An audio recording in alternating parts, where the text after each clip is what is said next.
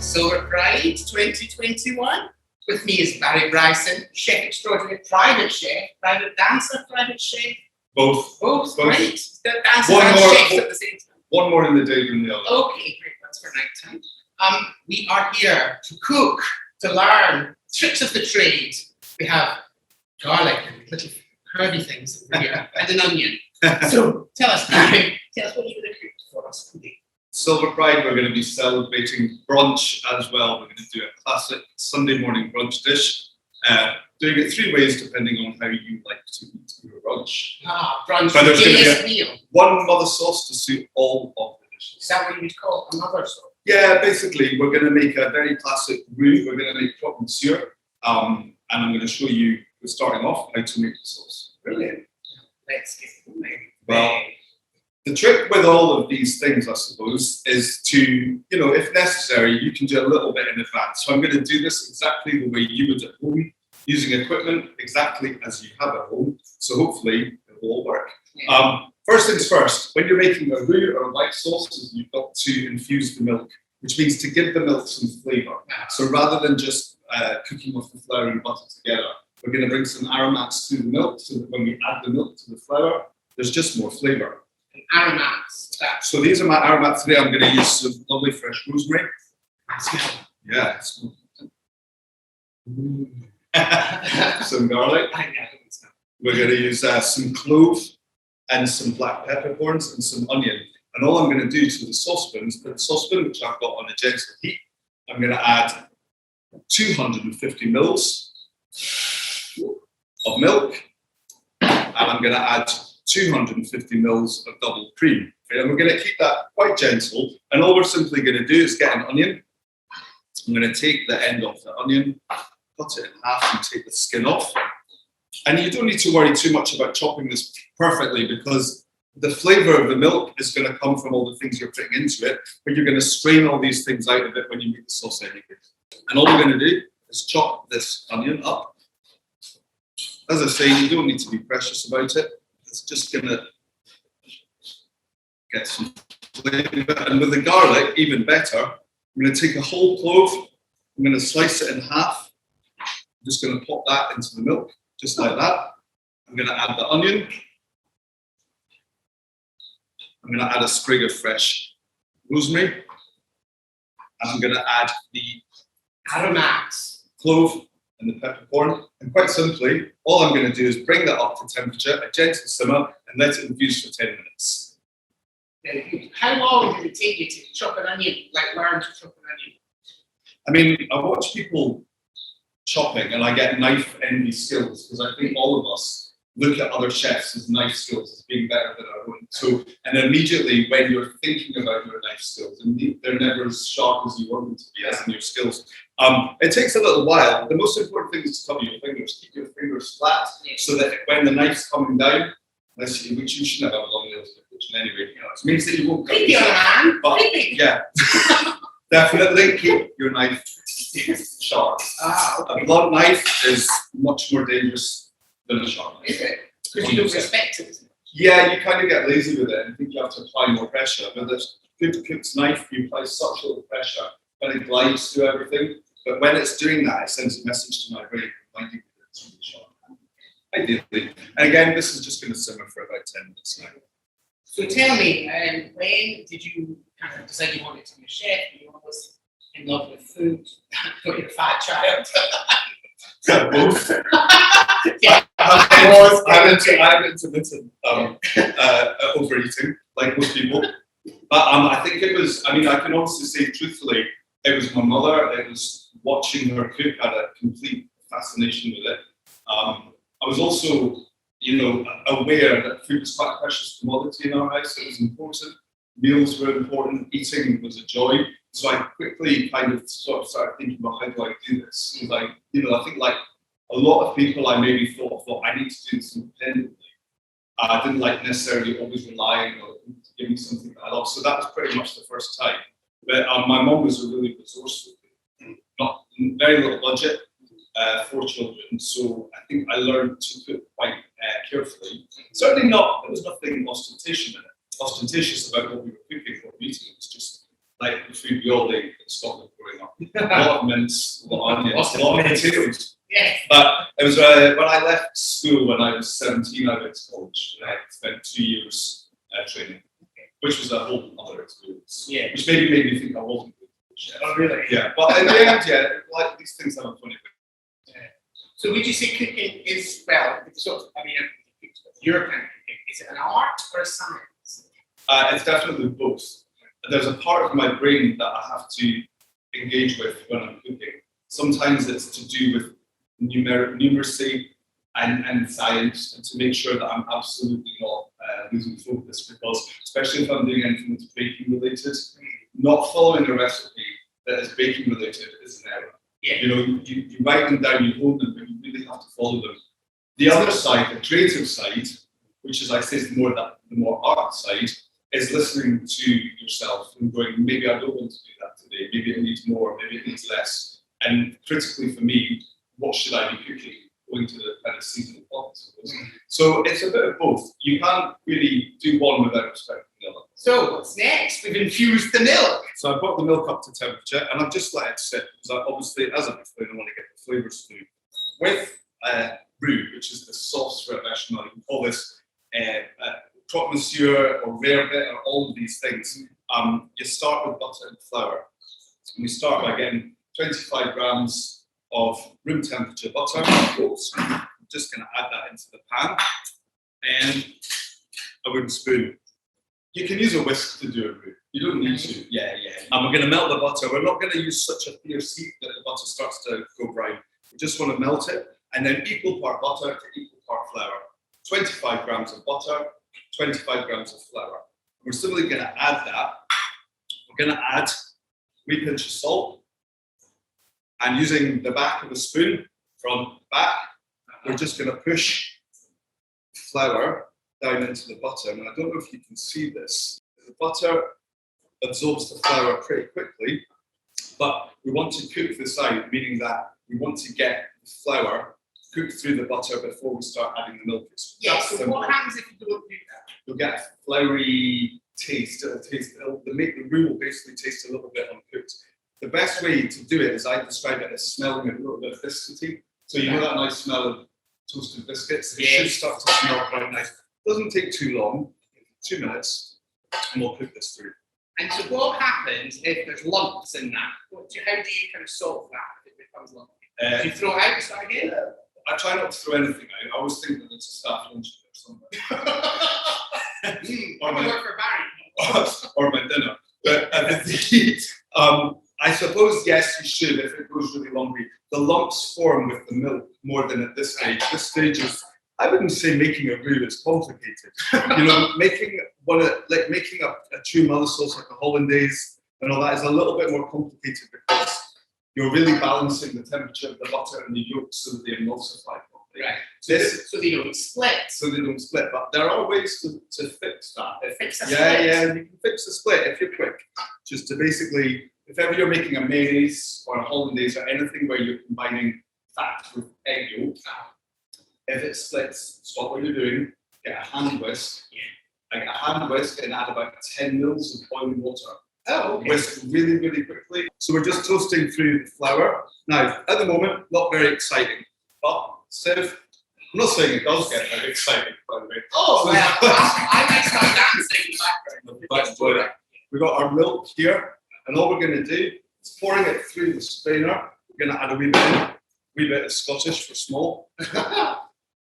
A little, and you'll see there that it really absorbs the milk really, really quickly. All I'm doing is adding. That comes up, and then as you're starting, look how quickly that absorbs into. But also critically, looks like it. I know for a fact that that's not going to be lumpy. Really? Yeah. It looks lumpy to me, no, people. 100%. Look what's happening. Look at that. Magic. It just starts working in, as long as you keep stirring. And don't be put off by doing this. If I had people coming over for brunch the next day, I would be making this sauce the night before and keeping it in the fridge. 100%. Why give yourself a hard time? Now, you say that, don't give yourself like extra stress. Mm-hmm. Some people think that stress is part of the deal with it. Do you genuinely think, like, do you cook to relax? No. Okay, right.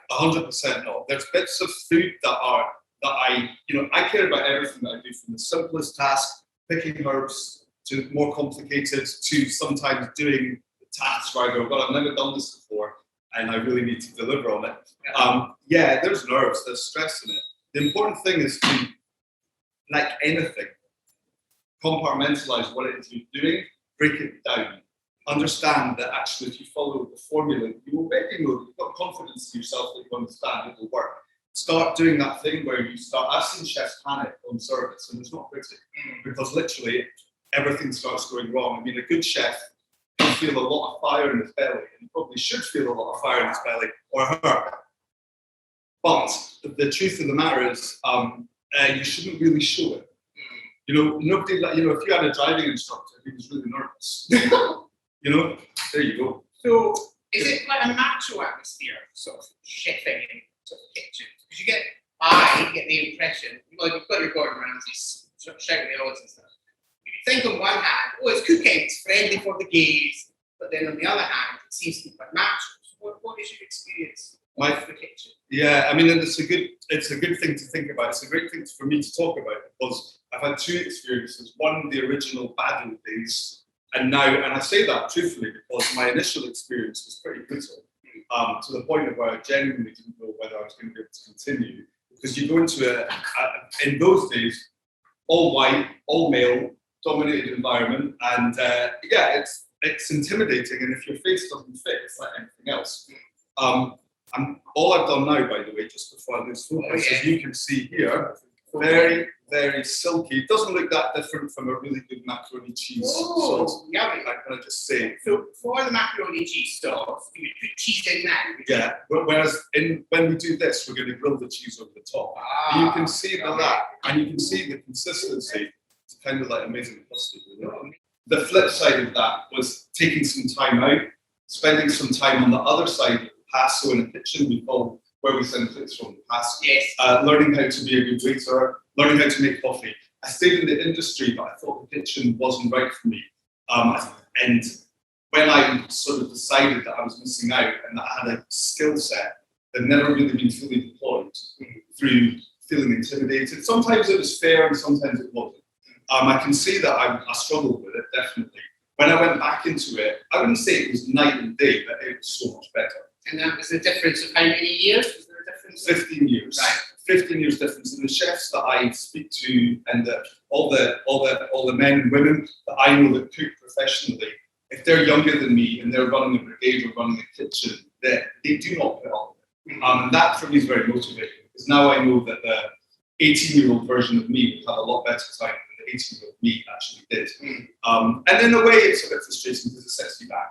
Yeah. But we all feel that about our jobs in some way. There's been some kind of catalyst that ends up setting you back a few years. For me, it was intimidation of the environment and feeling like I just couldn't do it. Because when you're with a load of people and nobody says to you, you've done it wrong, you go home and go, I must have done a really bad job. So mentorship's really important in all environments, but in kitchens, really crucial. So I think it's a lot better.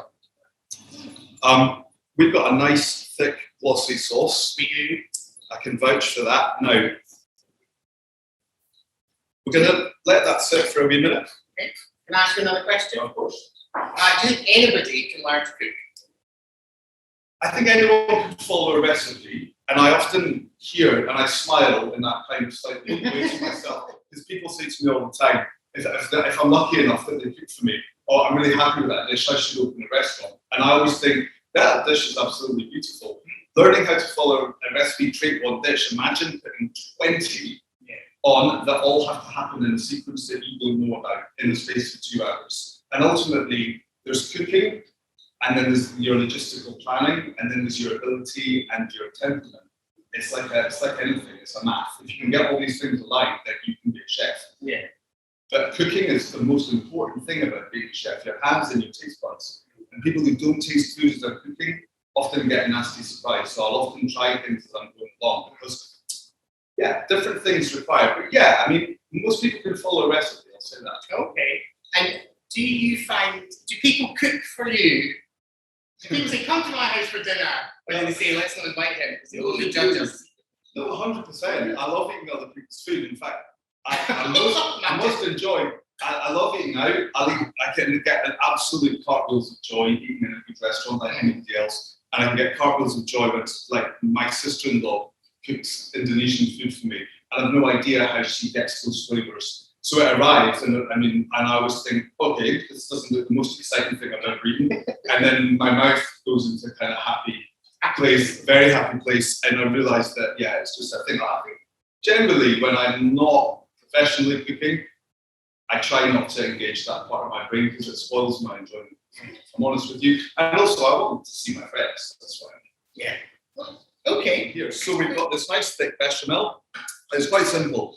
Croque monsieur is basically a ham and cheese toasty.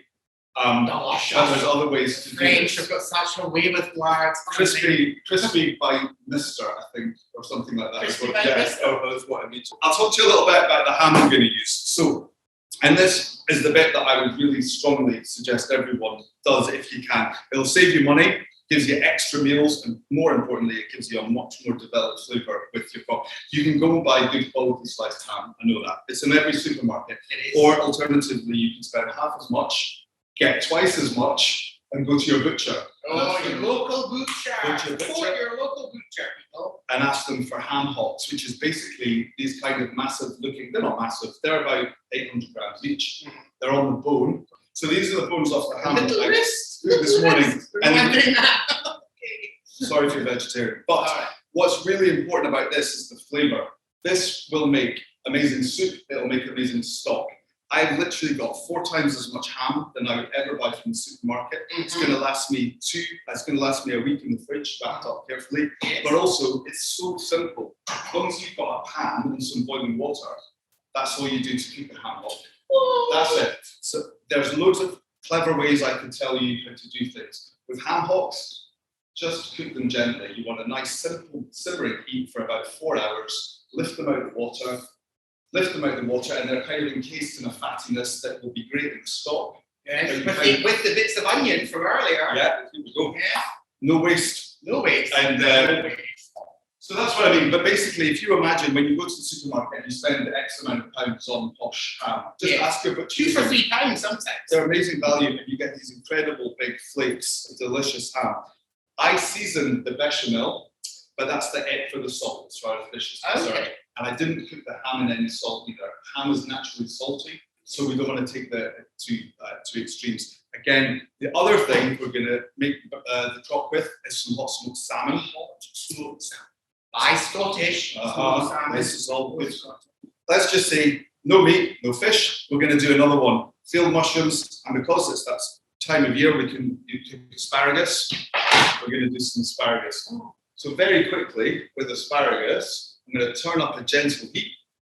I'm going to add a little bit of rapeseed oil, not to be too evangelical about it, but in kitchens, when I go into people's homes, I just see liters of olive oil everywhere. Now, you shouldn't cook with olive oil, with hot, extra virgin. Yeah, you can cook with it. It can taste a bit bitter. Things like mayonnaises and stuff, I do a half mix of rapeseed oil and vegetable oil. It takes a bit bitter. But the reason why I bring up rapeseed oil is that it's everywhere in the UK at the moment. It tastes just as good as olive oil sometimes. Okay, maybe not the XXX olive oil. Yeah. But it's not travelling hundreds of miles to be here. And they're heavy bottles. So I use rapeseed oil in the kitchen. I've added about... That's those fields of yellow that you see from the trains. And all I've done, my asparagus spears, which I've taken the stalks off. When you're, by the way, with asparagus, just snap it. It will always break at the right point.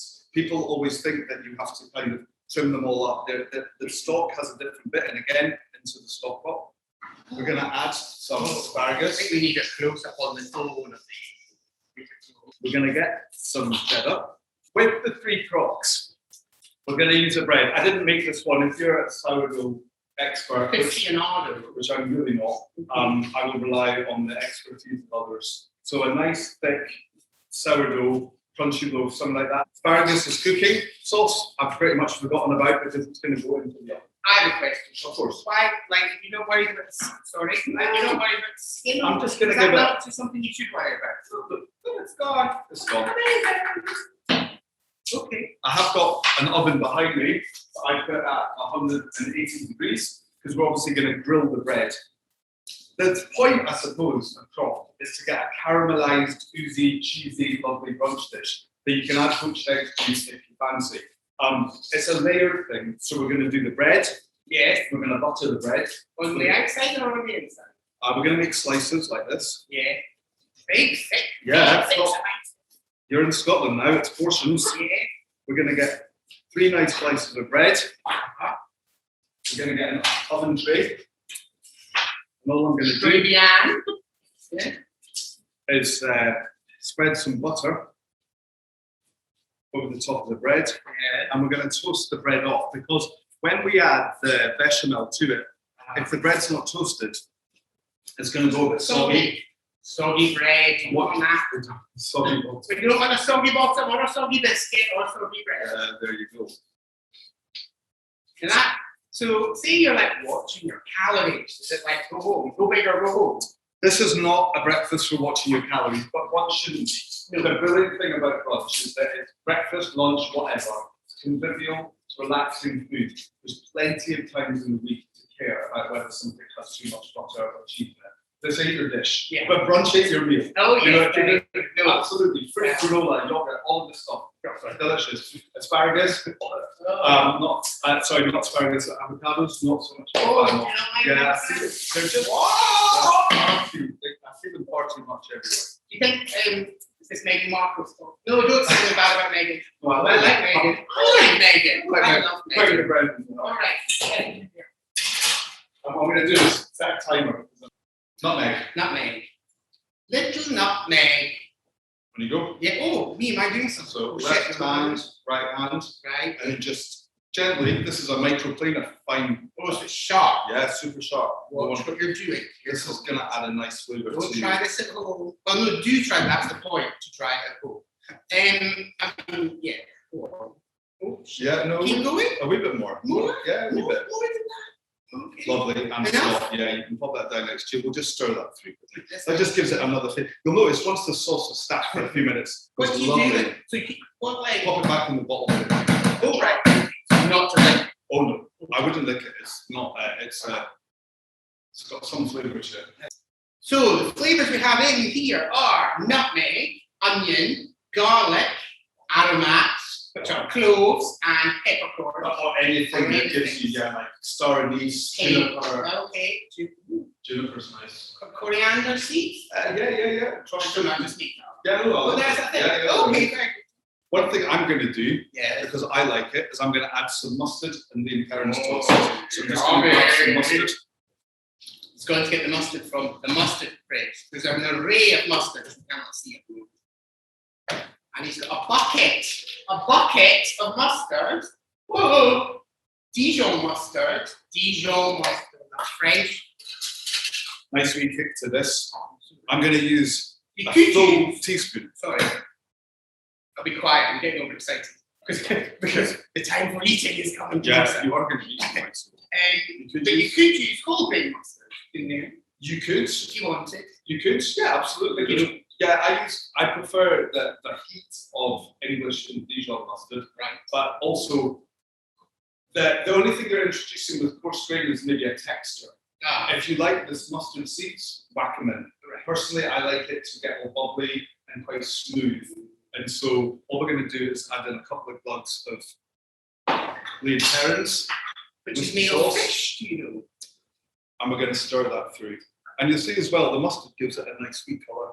A lovely wee. Now you'll notice the whole time I've been leaving this, I've been ignoring the sauce. Its work is done. He's been ignoring it like an abandoned wife. Because all you have to do, I don't have one. Are you sure? You would say that, wouldn't you? Yeah, that's right. But I kind of want it to thicken up a little bit because I'm going to add the top of it, and then we're going to add our various toppings. Yeah. We're going to grill the cheese over the top of it. It's going to get hot again anyway. There's no point. No.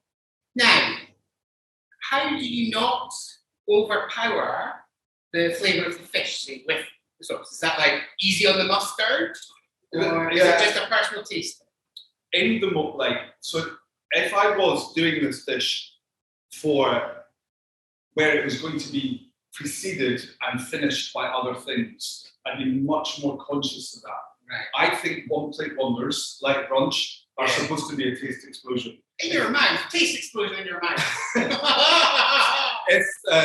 If you begin a menu too strong, too many strong flavors, too much acidity, too much sugar, too much chili, too much spice, too much pepper, your palate doesn't have anywhere to go. No. And when I eat the perfect 3-course meal, hopefully they've guided me through that. This is again not that dish. So you mean guided you through the food? So does that mean you'd have like a little flavour of something in a starter and then be more of a flavour in the meat? Is there a thing that the flavour goes from the beginning to the end? Sometimes? Yeah, totally. I mean, if you write, this sounds a bit, like I've overthought it. Go on. But if you We're write, thinking we do not do that. if you write a menu like a story, you want it to have a beginning, a middle, and the end. Yes. And if you whack the same flavours throughout those 3 courses, it doesn't do that. But critically, if you knock your palate out really quickly, then wherever you do go, it gets a bit lost, basically. Okay. So you but this is not that dish. The reason why it's a good question is because if I was bookending it with other things, I'd be really careful. Yeah. But to be honest with you, this is Sunday lunch. It's happening about 1 o'clock at my house. Loads of people are talking, everyone's shouting. Yeah. Most people have had wine. Oh, wow. And it's just not that dish. It's fun food, but it needs plenty of flavour. Yes. A punch. It needs a wee kick. It needs a wee kick. Okay. A wee kick. What would be do you have like a trademark? What's your kind of, do you have a trademark dish that you do?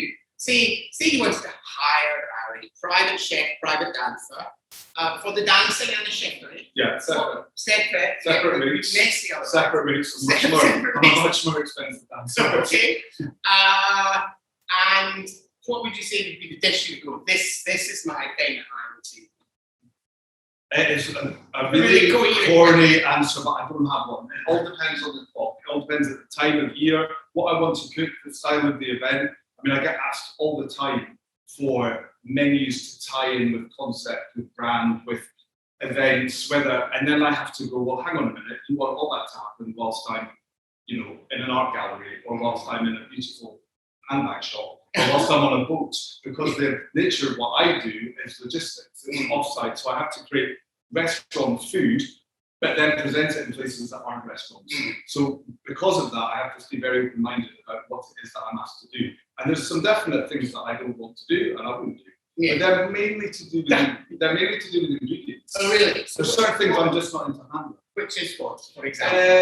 I suppose, like all people who cook professionally, I'm very conscious of food miles. I'm very conscious of welfare. So I have to make peace with those things. If you're asking me to do something uber cheaply and use that white £3 chicken that we all see in the supermarket, it's not going to happen. I'm not going to touch it, and it'll never come into the kitchen. You have to accept that if you're going to do what I do, which is, want to handle great quality produce that's being grown at the right time, and that we're eating at the right time, that there's a kind of calendar that forms. And as long as you pay attention, as long as I can talk you through that calendar and you respect that that's important to me, then I'll cook. Yeah, it's all good. It's all good. So what about something like veal? I love veal. Yeah, I love veal. I mean, see, I understand there's an emotional aspect with certain cuts of meat, with certain types of meat. I hear it. I understand that. Because I love animals so much, I always just want to know a couple of things. Did they eat everything that was correct for them? And did everything take place in the correct timeline?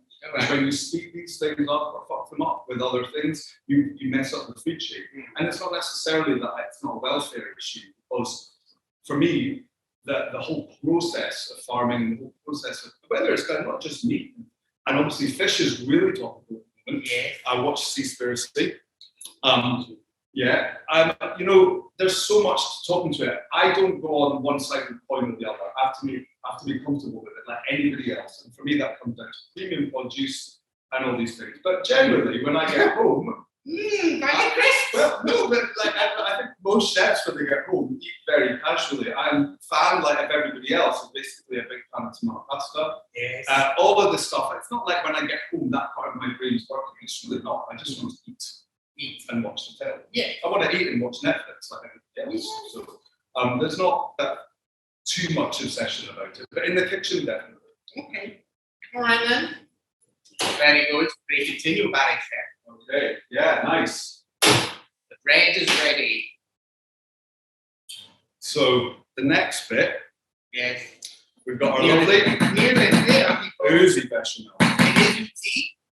I mean, just to recap, I've been talking much more than I've been cooking. Yes, sorry, that's It's a super straightforward thing to do, but basically I've got my sauce, my nice toasted bread, my grated cheese, and then ham, salmon, mushroom, asparagus, depending on what your fancy is. So all we're going to do is get a big spoonful of this really nice soup. A couple of big spoonfuls on here. Put it back onto the tray. Just use your spoon. It doesn't matter if it goes down the edges. It's not a canopy. It's to look, you want to get this and go, ooh. So I just take a shot from the bowl. Let's get this down here. And all you're going to do with that is move the bechamel gently around the edges. So Rubbing. lovely. And then we're going to add a little bit of cheese on top. So we've got our nice, so we'll do maybe the ham one first. We get some nice chunks of this beautiful ham. We're going to sit it. It's nice to be used to, isn't it? So that's like big chunks. Oh, I love it. You kind of, it needs it for me. We're going to get some nice hot smoked salmon. Big chunky bits of fish. On there, there's my lovely assistant. And we're going to get a lovely flat mushroom. We're just going to leave that whole and a couple of bits of asparagus. So I'm going to add another spoonful of sauce to the top. You can see that unlike pretty much everything else I do, I'm not obsessing about presentation on this dish. It has got to be about flavour. Right. So I'm going to sprinkle a wee bit more cheese on the top. And these, quite simply, are going to go into the oven for about 8 or 9 minutes until they're nice and golden brown. Yeah. I'd like to say you could go to our website to find these recipes, but you cannot. Because they're all in there.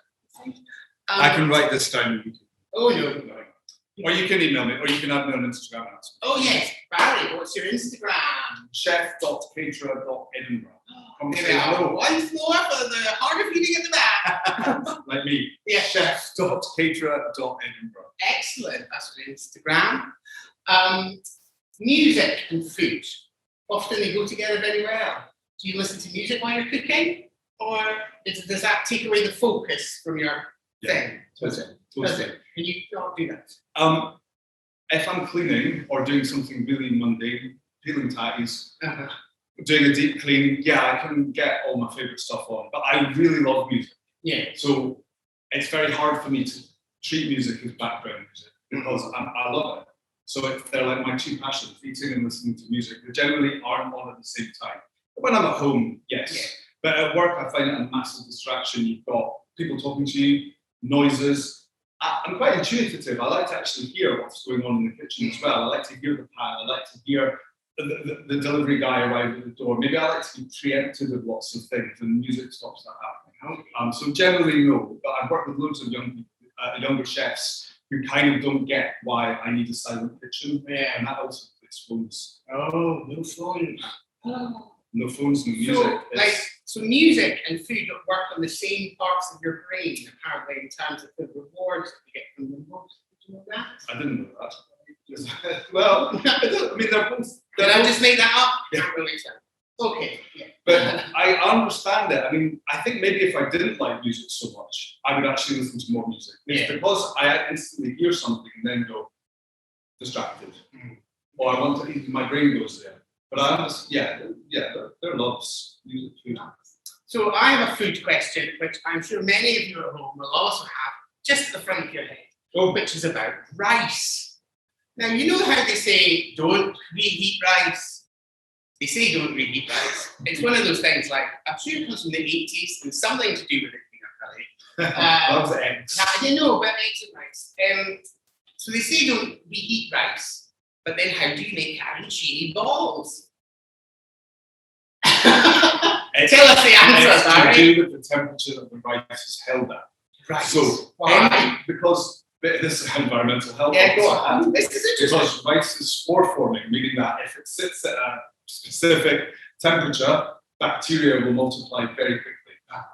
So, you want to cook rice and eat it later? 100%. I've never turned up for any job with loads of cooked rice. Or loads, I generally will try and do it the way you're supposed to do it, cooked rice, served rice. But if I'm going to make arancini or something like that, or if we're going to do a risotto where I part cook the rice beforehand, or I've got a few dishes that I really like doing where we'll use rice and break it down and blitz it up rather than eat it in that classic format. Yeah. So I make like rice crumbles and things where I cook the rice and then dry it out and make a really crunchy textured, almost like salt out of it. But cook it, wash it in cold water, put it in the fridge. Right. Then we eat it, but always keep it in the fridge. Basically, I think all of these things came about because they were sat around in rice cookers at 50 degrees. Yeah. And In the 70s. It's a playground for jars. Oh, playground for jars. Yeah, lovely. Swings and roundabouts. Lovely. Okay. I have another question. This one, no, it hasn't come in from a member of the audience. It is, what would be your last meal? Oh, to choose. Yes. Well, like, if you were going to be executed for to be crimes fair. against dancing. Crimes against cooking. Crimes against dancing. Well, I've got one thing that I can. I've got one thing that I. Two things that I love very much. One sounds a bit ostentatious, is that I genuinely love oysters. They are, without doubt, my total joy food. I can eat them Really? any time of day. I can eat one before I went to bed. love, and the vitality they give me, and the fact that I'm obsessed with just how genuinely fresh they are. I love the fact that our chefs don't get to muck around with them too much. You know, sometimes I take produce and I go, I just need to preserve it in exactly the way it's come to me because this is perfect. Mm-hmm. Oysters embody that for me, so I love oysters. But I grew up, as I said, part 4, Yes. small budget. I cannot get through the day without peanut butter, and it is always crunchy. Peanut butter on toast. That's quite a combination. But I don't know if I'd have them together. Well, So I'm someone who, nah. But I like, and then there's all the basic stuff. I don't know, I love food too much. Maybe I'd have to have like a tasting menu. Well, no, you're on death row. You don't get to choose 16 dishes. Steak tartare with chips, that would be an important. I had that in Mexico once. Love That that. was Ceviche. See, I go off places with food. Yeah. I like a lot of raw food. Personally, I eat quite a high raw diet. Yeah.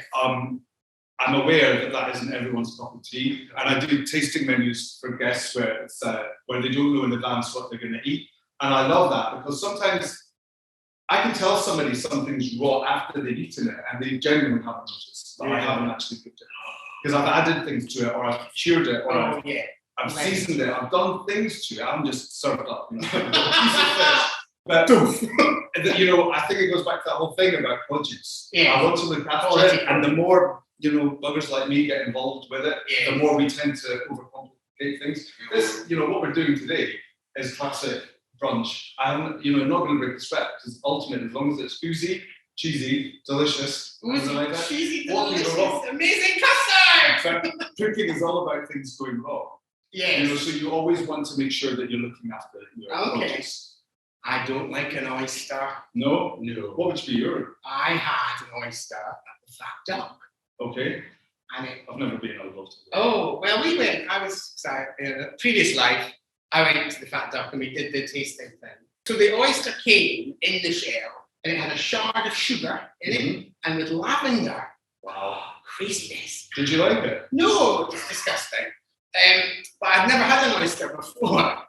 But it's for good reason. For good reason. I've never had an oyster. I mean, like if you're going to do a tempura and pop it back in the shell and all that sounds great, but what if this bit's key? Okay, oyster fans, when you get them, every oyster has a cup and has a flat lid. Okay, always keep your oysters in the fridge, bottom of the fridge, nice cold cloth on the top, shell side down. It's not necessarily. The oyster tastes great. It's the liquor that's in the pot that's important. You've got to preserve it. Super important. When you chuck your head back, it has got to have that liquor. Well, I did that in the Fat Duck, and it landed on my face. So it was like a bit alien. I didn't like it. And then I thought it was going to be sick, so I had to go to the toilet. But I did eat it. When have you eaten something that you had a preconceived idea about that you didn't like, you had a bad experience with was, and the chef changed your mind on? I have had those experiences, but I can't think of one. Okay. It just tasted like really chunky spunk. details. With a bit of lavender on it. And I was like, Yeah, we're not doing it. was that that? Yeah, yeah. We're done! We're good to Hooray! go, but before we do the last bit, I need to get some plates and make it Plates. pretty. Where do you stand on things being served on slates or bits of brick, or we don't like things on plates? If something's been made for that dish to be eaten off, Yeah. that is a bit weird. Like a bit of I driftwood. understand that, but the whole, I mean, there's bits of it that I understand. It's aesthetically really beautiful and kind of makes the dish, but it's only ever about what is it that you're eating. So like, there's quite a lot of smoke and mirrors sometimes with presentation. Yeah, it's nice and it's pretty. A lot of the time I go, but what was actually on the plate? I remember certain things, but there's certain things. Came with a brass band. There's certain things that I absolutely, has anyone ever put a knife and fork on a slate and not wanted to scream? It's a horrible feeling. And when they line them with bits of paper, that's also a horrible feeling. Yeah. Wood's not such a lovely thing, not because I don't like wood, but because wood is porous. Yes. So let's try and eat off things that really don't absorb things. Yeah. So yeah, some things I like, some things I don't, but generally I like plates. Plates. We like plates. I do quite I like like plates. plates. I'm just going to get some oil. 3 plates here. This is a We pretty. need that. These are from, these are Sainsbury's Finest. Sainsbury's Finest. Yeah, yeah, Instead they're of the label stuck on the the magic. Oh, look, we like. We're gonna touch one of these. Yeah, We like Mickey Mouse. we do. Actually, Oh, no. Yeah. try that with some gaffer tape, sure. Oh my We need that. And then I need a bit of mayonnaise. A little bit of mayonnaise. Yeah. We'll be moving this bottle out of the shop shortly. There's this homemade oat cream. Yeah, it's basil mayonnaise. I've made it basil. Basil. So, See you want to like mayonnaise, quick mayonnaise tip. I like sour cream, but that's another story. How do you make that? Okay. Basil at the end. best way to make mayonnaise. Yes. I mean, we can do this in the next one. This will make a massive jar, put into a big jar of almonds, without you having to buy the almonds. 3 egg yolks, Yeah. 20 mils of white wine vinegar, Yes. teaspoon of mustard, Yeah. Well, Eau Dijon on English. the same as the Dijon. Whisk, whisk, whisk, whisk, whisk. Bring all that together. Uh-huh. And then a jug or a wee bottle like Imagine this. a jar. Yes. Yes. Half of it full of rapeseed oil, half of it full of vegetable oil. And then whisk and you very gently emulsify the oil. Or if you've got a food processor, that whole way. But the critical thing is the timing which you add the oil. It needs to be done slowly so that it incorporates. And again, if you get that splitting thing that we talked about earlier, stop, pan, whisk, wee bit of hot water, bring it back, crying, tears, drama. But I personally quite like using mayonnaise with problems here. So you can go get a big dot of Hellmann's on it if you like. We're going to add some of this, which I've made with basil. Basil. That's from Faulty Towers. One of the many impressions. Look at that. And you also love it, ripples. Oh, super cute. And we're going to add some nice wee herbs. Nice wee heart. That's that wee Scottish herb. Yeah. Are they slow grown? Did I have any other good Scottish words today? I don't know. Wait, I didn't say dreek or Dreek. dreek it because it's sunny outside. I mean, Bam pot. yeah, bam. Yeah, weapon. Oh, a weapon. Weapon. That's what we would say, like, if somebody drops something. Like a tool. Yeah, if somebody drops something in the kitchen or there's an accident or somebody's late, you just go after them. They say the Scottish are friendly. Lies. Okay, so here we go. Oh, they're all burned.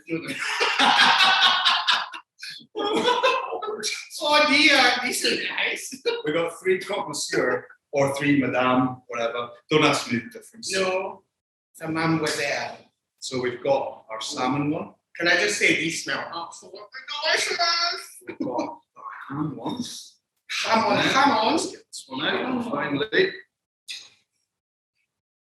I'll be doing a little close up with my telephone. Our vegetable Hopefully there's one. still enough space. Right. Now, all we're going to do to finish these off before we even enjoy them, Yeah.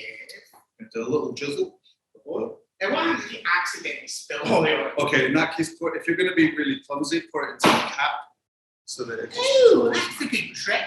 put it into And this is the rapeseed oil. so it just gives it a nice wee glossy finish. Move the bottle.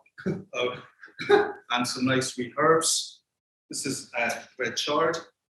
And to be honest with you, if I was sat with my friends on a Sunday, you poached an egg, Yes. gave me a glass of white wine, and sat me in the sunshine, this is pretty much what I want on a Sunday. 3 croque monsieur. Oh, wonderful. Even though we've talked quite a lot, had we not been talking, that could have all been put together in 10 minutes, and we'd be sat down halfway through all that. But we would have But missed you know, the other thing is poach an egg, stick it right in the middle, or get a dish, and instead of using bread, bake the egg in the centre of that, like you do shakshuka and all this stuff. Let you do what? You know shakshuka? No, what It's is that? a North African dish quite popular on brunch menus. It's Oh. basically Beans in it.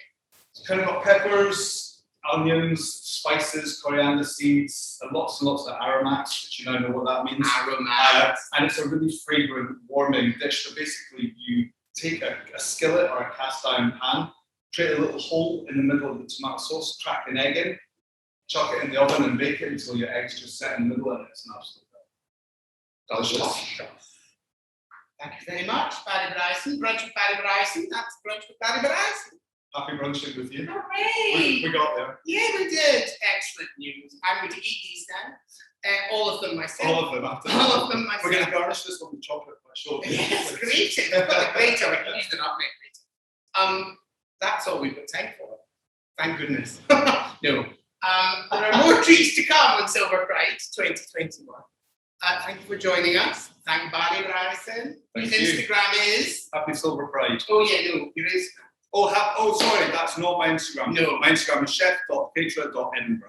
And he is available for hire for the dancing. For the right I would tasks. recommend the chefs. Yeah.